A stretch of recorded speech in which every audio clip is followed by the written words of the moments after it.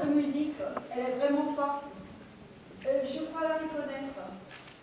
Est-ce que je...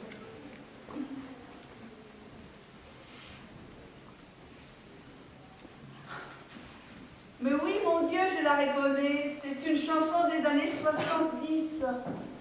Zut, le titre. Je ne sais pas. Je l'aimais, je l'ai téléchargé. It's for you, Nicola and Bob. Rest forever. The last and final moment is...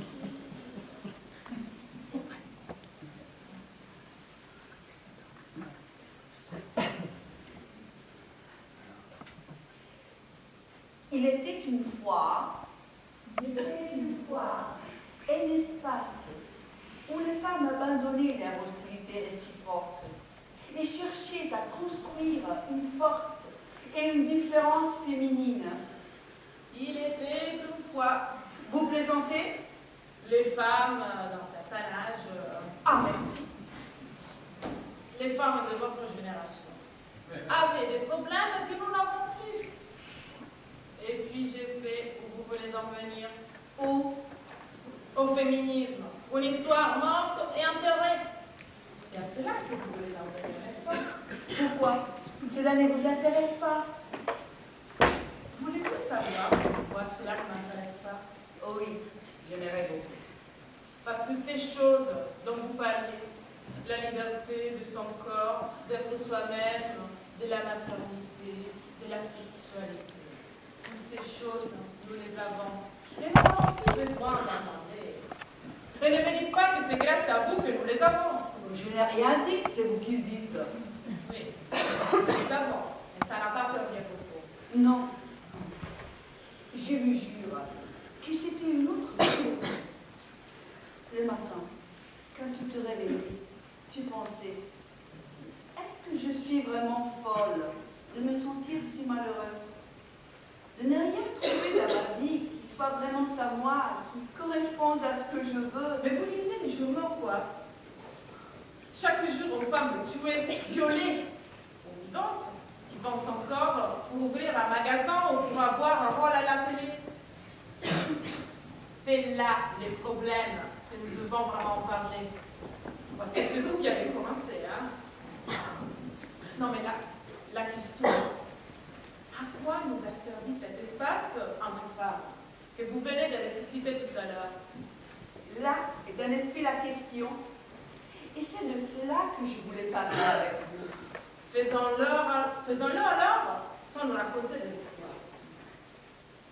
Est-ce que je peux vous en raconter une seule Histoire. Oui. Une seule. Ce soir-là, j'ai sorti tard des réunions. J'ai monté dans ma voiture. Je conduisais. Je me sentais une autre femme avec toutes ces histoires dans ma tête. Parfois, j'ai prolongé ma route. Je n'avais pas envie de rentrer tout de suite chez moi. J'étais trop excitée. La vie m'appartenait. Deux vies de femmes si différentes, si semblables. Un sentiment puissant m'habitait. Des histoires qui se répètent depuis la nuit des temps. Quand tout à coup, en conduisant, tu en vois une autre. Une autre histoire qui se déroule sous tes yeux. Elle change ta vie. Après ce soir-là, plus rien ne sera comme avant. Et maintenant, quand tu rentres chez toi le soir, tu ne désires que rentrer, voir ton mari, tes enfants, et tu espères ne pas être tué dans le garage. Plus ou moins. Mais qu'est-ce qui s'est passé? C'est toujours moi qui conduis cette voiture-là. Et toutefois, il me semble avoir perdu toute ma force. Et tout autour de moi avance d'une manière que je ne contrôle pas, que je ne comprends pas. Je vois des femmes à la télé. Et je me demande, mais de quelle planète elles sont venues? Et moi, Sur quelle planète je suis? Avec qui puis-je en parler? Avec mes collègues. Nous avons peu de temps. Elles courent comme moi, tout le temps, pour que tout fonctionne. Et certaines n'y arrivent même pas. Il n'y a pas assez de crèches. Les enfants le voient malade, alors là, on n'en parle même pas. Vaut mieux rester à la maison. Avec les autres mamans. Les discussions sont toujours les mêmes. École et babysitter. Et mon corps? Mon corps, avec cette peur de vieillir, alors que le leur est lifté, déformé. Je sais, chacune de nous utilise son corps comme elle veut, car nous sommes toutes libres. Certes, libres. Mais libres de quoi faire? Je ne veux pas les critiquer. Les femmes qui vendent leur corps. Ah bon? Oui, souvent c'est la seule manière pour obtenir ce que tu veux. Et pourquoi ne devrais-tu pas le faire? Je trouve que celles qu'avec leur portable prennent des photos et ensuite font du chantage. Et donc, nous utilisons notre corps comme miroir de leur désir. Peu de relations, la séduction est fondée sur des clichés. Être jeune, disponible, prête à chaque envie, souple et surtout pas encombrant. Notre liberté nous a servi à cela. Non, mais là vous me faites la morale. Non, non, non, non, tu ne peux pas dire ça. Nous voulions une sexualité beaucoup plus épanouie. Et tu me prends pour une nonne. Oh, je n'ai rien dit. Tu crois que je crache sur les sexes? Mais les sexes et les sexes de la terre, personne ne peut nous l'enseigner. S'il s'agit des fétichismes, des poupées gonflables pénétrées par des ados sexagénaires, alors là, je l'avoue, hein, franchement, je m'en fiche. Mais qu'est-ce savent-ils de ce que c'est rapport sexuel entre deux personnes adultes, consentantes, d'égal à égal? Rien. Mais pourquoi les hommes n'ont ni écrit ni parlé de la misère de cette sexualité-là? Mais pourquoi aucun homme ne se demande comment ils en sont encore à ce point-là? Ces hommes prennent le pouvoir et exploitent ces femmes comme toujours. Ceux qui n'ont pas de pouvoir, ils en sont jaloux, hein. Quelle chance! Ils peuvent baiser librement. Librement. Mais oui, nous sommes tous libres de le faire. Nous, eux, tout le monde. Vous vous demandez de quelle planète ces femmes-là sont descendues. Je vais vous le raconter. Un soir, tu sors d'un boulot, tu prends ta voiture, tu conduis en ville et tu penses. Est-ce qu'une seule fois peut me faire du mal? Une seule fois, et encore, c'est toujours le mien. Ce soir, je suis libre. Un coup d'œil au rétroviseur. T'es belle. Tes lèvres n'ont pas de plis. Tes seins sont durs. Tu n'as pas de cellulite. Tu fais beaucoup de sport. Hein. Mais combien d'années ça va durer ainsi? Et puis, tu l'as décidé. Ce soir, tu le fais. Tu auras ce poste. Après, tu te mets l'oubli. Le corps n'a donc ni limite, ni souvenir. Le corps a des souvenirs. Jeune fille, le mien grandissait. Les seins, les hanches. Tout à coup, j'étais grosse. J'ai fermé les yeux devant le miroir et tout changera quand je les ouvrirai. Et 1, 2, 3, il y aura une jeune fille mince, parfaite. vrai. Je me regardais. Ah non, c'était pas moi, c'était l'autre, la grosse, qui avait bouffé la gamine que tout le monde aimait. J'ai des vergetures sur moi. Elles sont venues quand j'essayais de me vider d'elles. Et moi. Devenir femme était très dur. Je n'ai aucune envie de broder là-dessus comme vous le faites. Et après tout, on s'en fout de cet espace que vous avez créé si vous êtes toujours là parce que vous n'avez pas eu le courage de... Mais je ne sais pas, moi, c'est vous qui savez. De conduire pour de vrai la voiture. Par exemple. De mettre de feux rouges, de ballons et de les faire respecter. Mais chacune de son côté se bat pour rester dans la course. Le miroir, un peu de maquillage, les enfants. Dans la tête, la liste des choses à faire pour la maison, pour le boulot. Et tout court, tout court. Et en plus, il faut que tu sois agréable. Ne pas avoir l'air fatigué. Sans quoi tu es vite catalogué des vieilles. Et alors, il faut que tu souris. Et entre les enfants, les hommes, la maison, le boulot, voyons enfin qui arrive à ne pas tomber. Nous sommes de véritables équilibristes. Tiens, regarde là, la pauvre qui est tombée. Et l'autre, dans le coin, oh mon Dieu, ce qu'elle est devenue.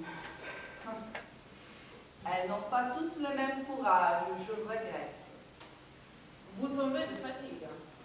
Et toi alors? Je n'ai pas de couilles, moi. Je n'ai participé à une pièce. De toute façon, elle est truquée. Vous êtes devant nous et pour nous, il n'y a plus la place.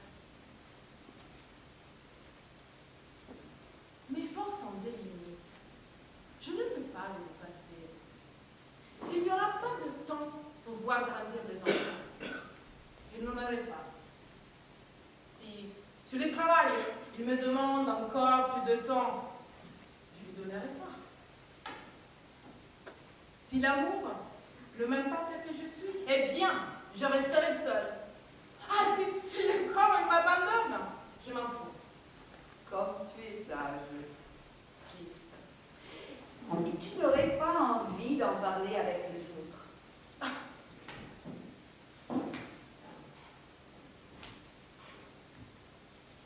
Vous êtes toujours la même, vous. Toujours positive, vous programmez, vous discutez. Nous ne sommes pas de la même génération. Vous l'avez dit, maintenant c'est chacun pour soi. Et qui savez-vous de moi? Rien. Et moi non plus, j'en sais rien de votre époque glorieuse.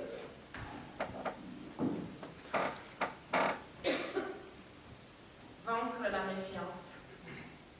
Je ne sais pas si cela est possible. J'ai une seule et vraie amie. Nous restons en silence et nous nous comprenons. Nous parlons de nos mecs, du boulot, nous allons au ciné. Un jour, nous nous sommes fâchés à mort. Je lui dis tout simplement que je n'aimais pas du tout la manière dont son copain la traitait. J'ai trouvé qu'elle était complètement dépendante de lui. En l'espace d'une seconde, nous sommes devenus des ennemis. Plus aucune compréhension, aucune solidarité. Des années passées ensemble, effacées, tout était fini. Elle me l'a dit après. Elle s'est sentie jugée et elle ne pouvait pas le tolérer. Mais pouvons-nous être copines, amies, si on n'arrive pas à accepter les critiques? Je n'ai plus jamais essayé. J'ai pensé qu'être femme, ça s'est passé ainsi. Êtes-vous sûr qu'il soit possible de se rencontrer, de discuter?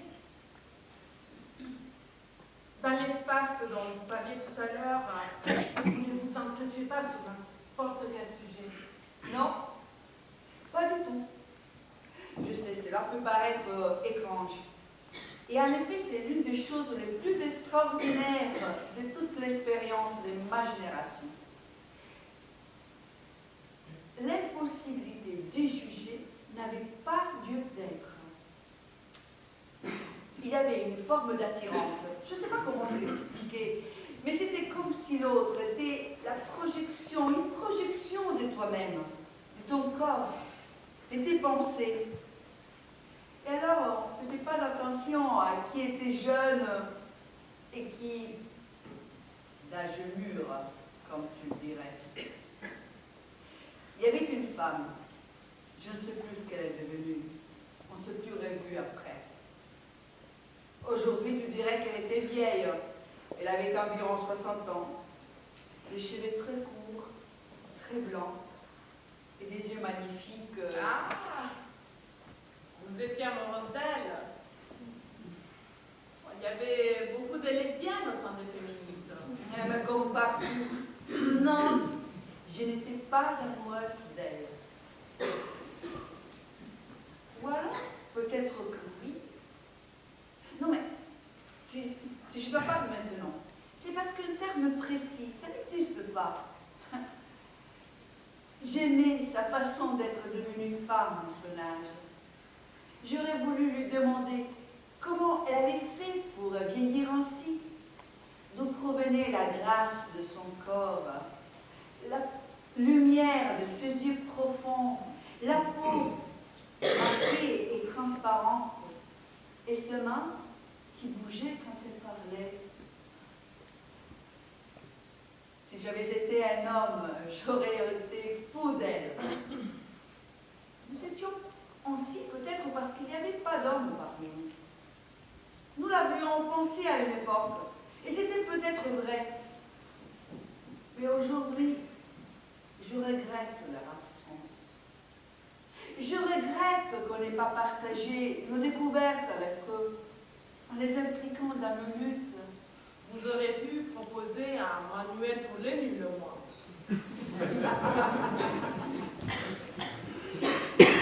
Et est-ce qu'il aurait lu? Qui sait? Ça les aurait bien amusés, hein? Et ils auraient eu moins peur de nous, peut-être.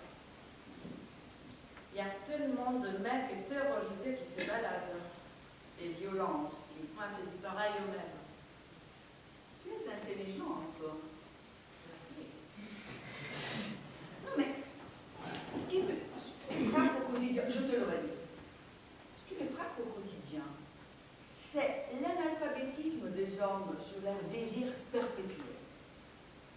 Ils ne s'interrogent pas, ils ne veulent pas le reconnaître, et donc ils ne veulent pas. Il me semble des années-lumière. Oui, mais combien sommes-nous aussi liés à cette forme d'analphabétisme sexuel? Oui, d'accord, nous échangeons, nous discutons, nous approfondissons le sujet. Oui. Mais dès l'homme, nous ne voulons pas toujours la même chose. Vieille et rassurante comme le monde. Homme, femme, angoisse de la prestation, que ce soit la leur ou la nôtre. Égard à qui touche. Êtes-vous sûr maintenant de les vouloir avec nous? Je ne sais pas, c'est toujours nous qui nous interrogeons. Oui. En effet, oui. Un effort parmi d'autres. Mais non, c'est un effort qui nous a servi pour la condition de la femme. Hein?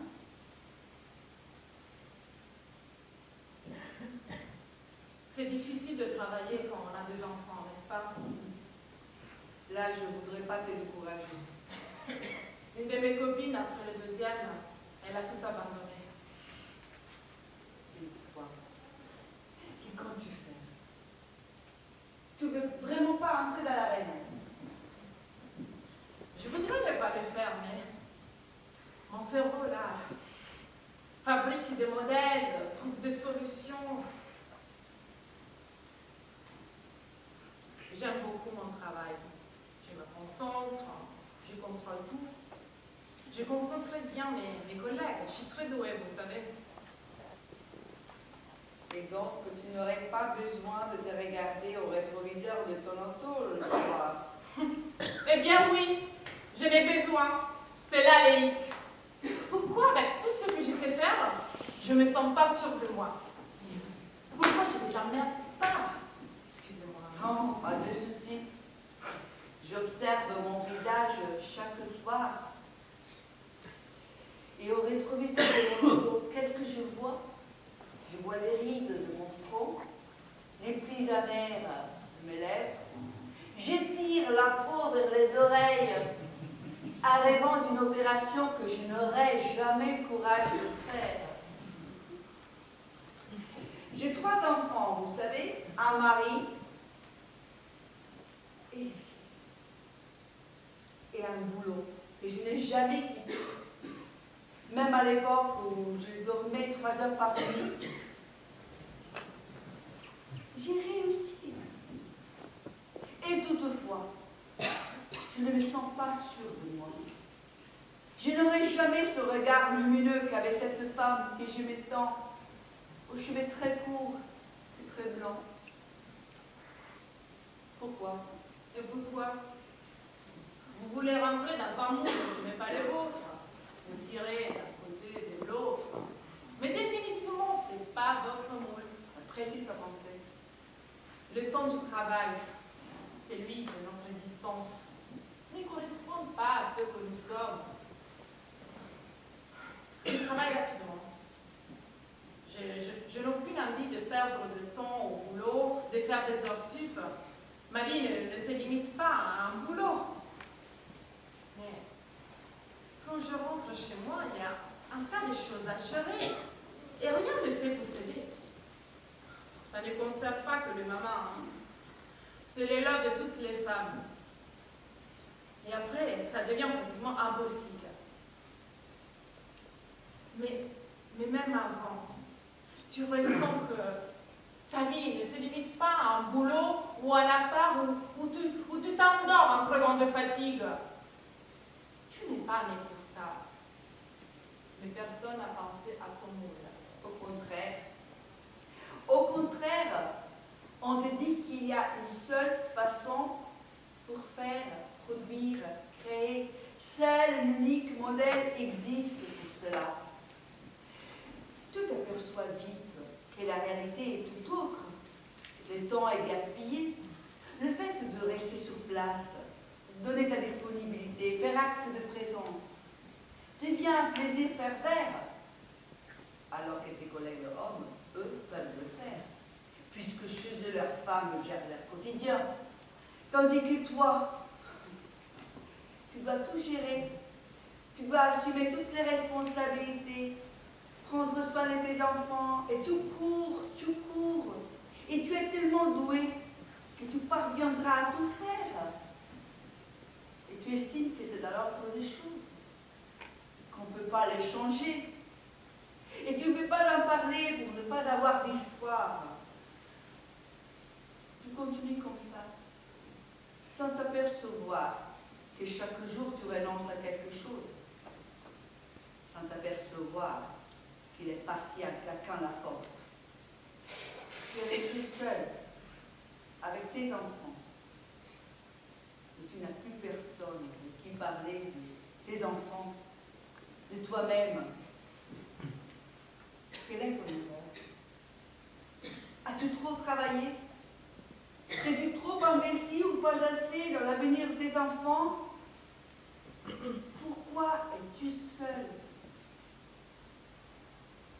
C'est nous qui aurions dû imposer une organisation conforme à notre vie de femme. Je sais où tu veux en venir. Je ne suis pas d'accord. Mais attends, de quoi tu peur? Il y a un mot qui est encore plus fort que le féminisme. C'est la politique. C'est à cela que tu voulais en venir. Mais tu es folle, je n'aurais même pas le courage de prononcer ce mot-là. Et heureusement. Non mais, parfois, j'y repense. Ce serait pas mal d'avoir encore un petit espace qui nous appartienne. Un tout petit espace pour nous. Une pièce, des chaises, une table.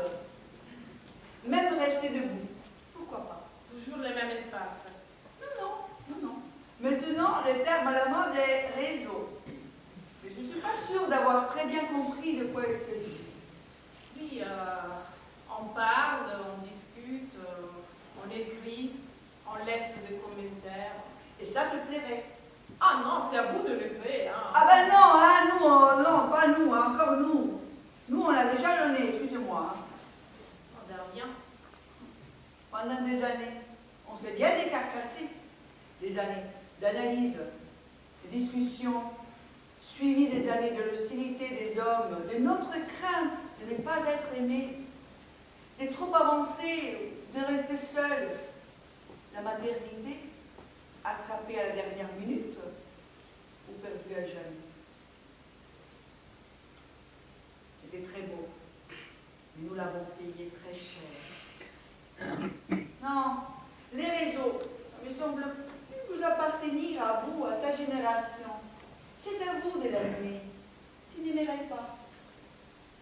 Je ne sais pas. Le contact physique est important. On voit des choses que nous ne savons pas exprimer. Et tu vois quoi, moi? Je t'aime bien, au fait. Et j'aimerais que ce ne soit pas fini. L'espace et tout le reste. Mais je suis aussi en colère parce que vous avez laissé les choses à moitié. Je pourrais être votre fille. Vous nous avez éduqués à la liberté, au respect de nous-mêmes. Nous avons fait le tour du monde, rempli de vos désirs, de vos espoirs.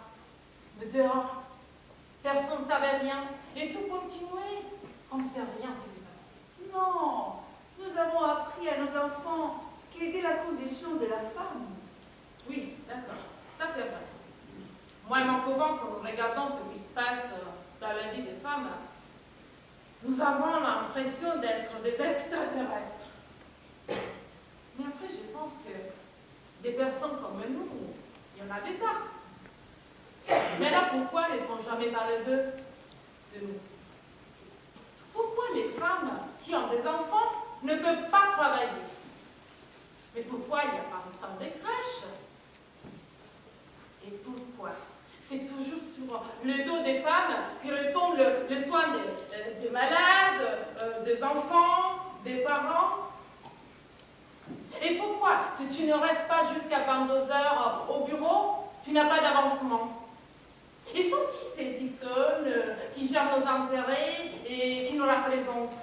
Qui les a choisis?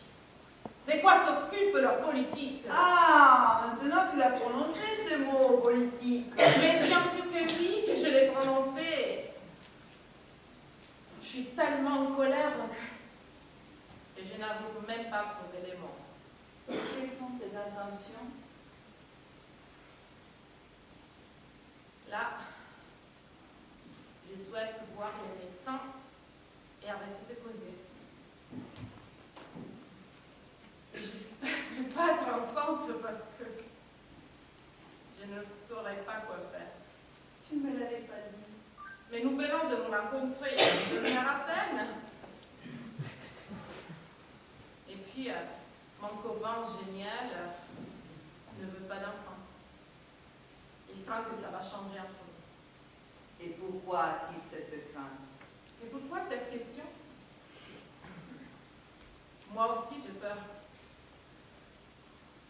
Et après, c'est toi la plus expérimentée. Tu m'as raconté toute ta vie. Écoute, avoir un enfant, ça te change vraiment la vie. Mais ce n'est pas un lit de rose. Au début, tu te sens puissante parce que tu l'as créé. Mais après un moment, tu te rends compte que cet individu minuscule dépend entièrement de toi et que tu en es responsable parce que tu es sa mère. Que tu n'es pas qu'une mère. Tu es une personne à part entière. Tu es une femme. Tu es toi-même. Et tu te dois de le rester. C'est ça l'enjeu.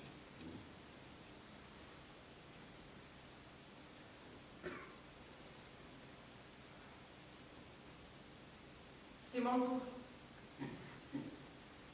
Bon courage. Merci. J'en ai besoin.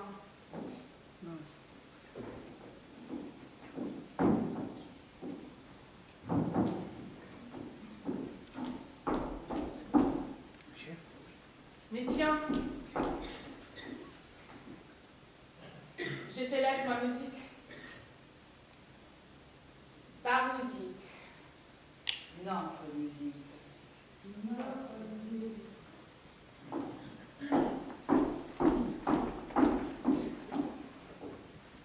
It's for you, Nicola and Bart. Rest forever near to us. The last and final moment is yours. The agony is your triumph.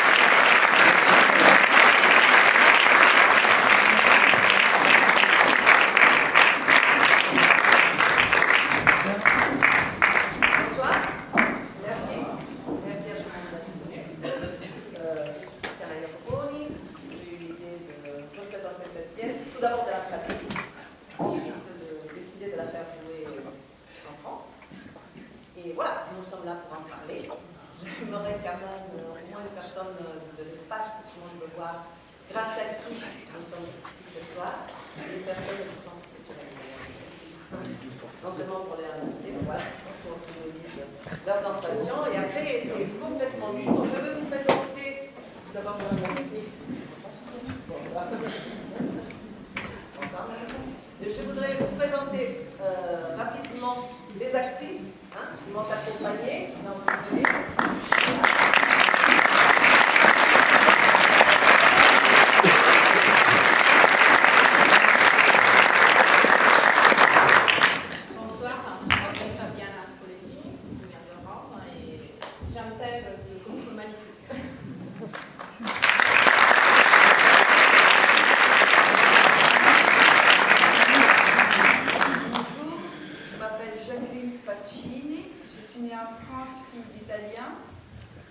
J'ai vécu à Rome et je vis à Entrecaen et Saint-Cloud depuis 7 ans.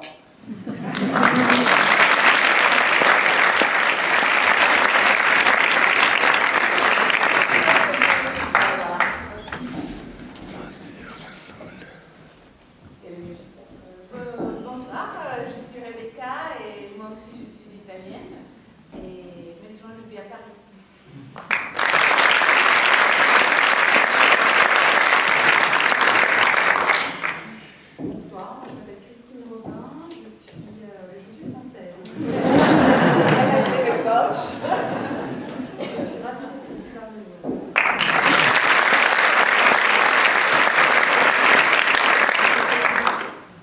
m'appelle Giordano, j'étudie au conservatoire de Paris et maintenant j'habite à Paris et je suis ami de Tiziano.